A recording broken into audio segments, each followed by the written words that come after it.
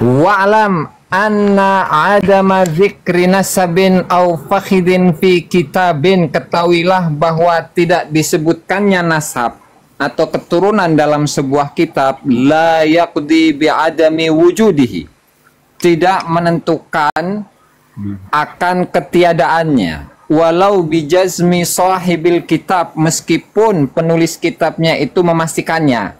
Misalkan Ahmad bin Isa tidak memiliki keturunan, ya, itu belum tentu, itu belum tentu bahwa Ahmad bin Isa tidak memiliki keturunan, sebagai sampel ya, sebagai contoh. Nah, ini terakhirnya nih, illa idza adima wujuduhu indal kutubil mu'tamadatil ukhra fil fan. Kecuali ketika wujudnya tidak ada di kitab-kitab yang menjadi sandaran utama, di dalam kitab-kitab yang lain yang menjadi sandaran utama dalam fan ini, fan ilmu nasab. Nah, ini kan jelas. Illa idza adima wujuduhu indal kutubil mu'tamadatil ukhra fil fan. Berarti ketika namanya memang tidak ada di kitab-kitab manapun, ya selesai. Gugur itu, udah rungkat itu mah. Oke Gus, dapat ditanggapi ya? Oke, lanjut. Ini. Yang pertama, di sini saya perlu memberikan informasi bahwasanya sampean percaya atau tidak, atau sepakat dengan saya bahwasanya pada masa-masa dahulu itu banyak terjadi huru-hara, peperangan dan lain sebagainya. Apakah memungkinkan kitab tidak rusak atau tidak musnah pada saat itu? Saya kasih satu contoh yang terjadi di Baghdad. Itu ada satu kitab namanya Al-Funun. Itu banyaknya 800 jilid yang dikarang oleh ulama Hambali, Ibn Aqil Al-Hambali. Memuat 400 fan. Di situ yang terverifikasi sekarang itu cuma ada dua. Cuma ada dua. Pas kemudian yang kedua di sini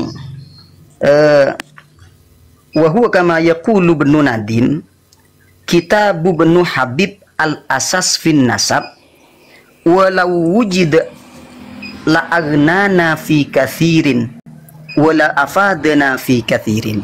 Ini bukti kalau seandainya kitabnya Habib Ibnu Habib Asas fin Nasab itu ditemukan ada, niscaya kita tidak membutuhkan, itu sangat menolong sangat membantu kepada kita untuk mencari nama-nama yang tidak ada. Mohon maaf Gus, mohon maaf. Mohon maaf. Izin sedikit saja. Gus, sedikit ya. Sebab ini ada yang tercatat, yaitu namanya Muhammad, Ali, dan Hussein. Ya, ini ada yang tercatat. Meskipun seperti apa. Ya, tunggu dulu. Sebentar. Tukang Pak. Ini jadi perbandingannya harus dengan yang ini juga. Nanti dibilang kroyok nanti, biarkan Gus yang selesai. Oke. Maksud saya perbandingannya juga harus dengan seperti itu loh. Soalnya keadaannya sama.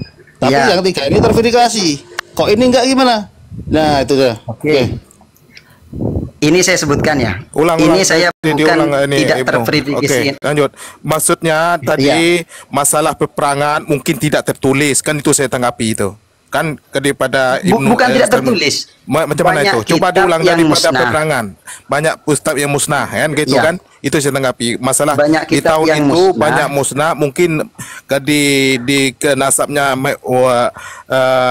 Ali Bisa itu tidak tertulis gitu kan banyak kitab yang musnah di masa itu zaman peperangan kan gitu kan gitu ya. Mohon maaf, bukan ulang coba diulang maksudnya di peperangan tadi mana langsung ke poin saja lanjut langsung ke poin. Yang pertama, pada saat itu pada masa dulu ini kesulitan informasi untuk menggapai kitab dan menggapai nama-nama orang itu sudah ada. Tadi saya tendensinya.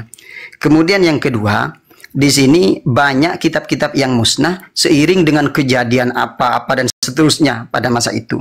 Dan ini dijelaskan oleh Ibnu Nadim terhadap kitab Ibn Habib Al-Asas fin Nasab. Beliau berkata, kalau seandainya saya menemukan kitabnya Ibni Habib ini, maka niscaya ini sangat membantu.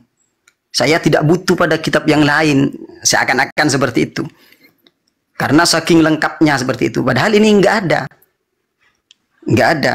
Yang ada saya cukup jadi panjang. Punya Ibnu Nadim, Ibnu Habib di sini cuma al-mukhtalif wal mukhtalif fil qabail. Dan banyak selesai. Kalau kita tuh banyak lagi tuh. Ya selesai. Poin-poinnya saja, Ibu.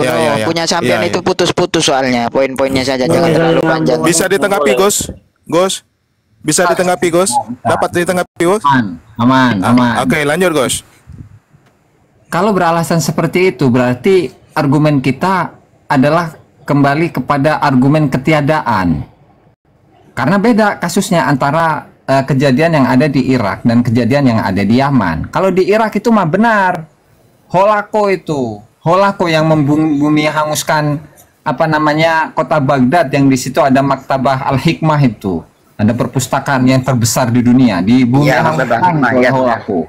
Tapi kalau di Yaman kejadian apa? Itu ada. Al-Funun. Contohnya kan Al-Funun tahu saya. Iya. Bagi Ustadz selesaikan. Sehingga apa? Untuk di Yaman, kejadian besar apa sehingga menjadikan manuskrip-manuskripnya itu hilang? Sementara dalam tahun yang sama, ini sudah pernah saya sampaikan. Dalam tahun yang sama, bahkan sebelumnya, 70 tahun sebelumnya, tokoh Dzurriyyah Nabi yang asli itu sudah datang ke Yaman. Biografinya ada, nama-namanya disebutkan oleh para sejarawan, nama-namanya disebutkan oleh para ulama-ulama nasab. Kok beda ini antara siapa Imam Al-Hadi Al-Haq dengan Imam Ubaidillah? Kalau memang Imam Ubaidillah itu adalah tokoh historis ya. Udah, saya cukup segitu aja. Oke, mantap, Gus. Oke, lanjut.